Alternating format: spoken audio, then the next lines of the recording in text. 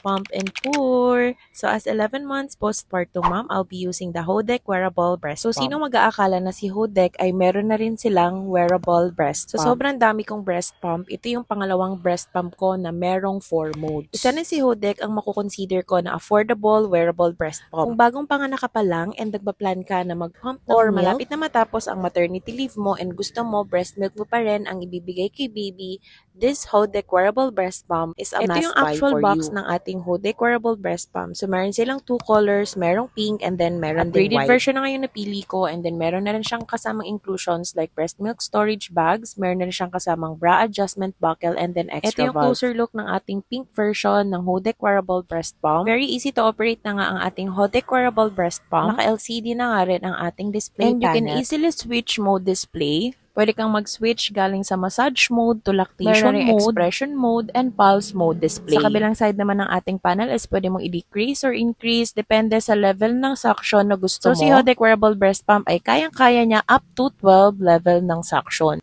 Ganito naman yung sample kapag naka-level 8 naman tayo ng suction sa massage mode. And pwede natin siyang i-increase up to level 12. So, kayo na bahala mag-adjust, mommies. Depende kung saan kayo mas comfortable sa suction.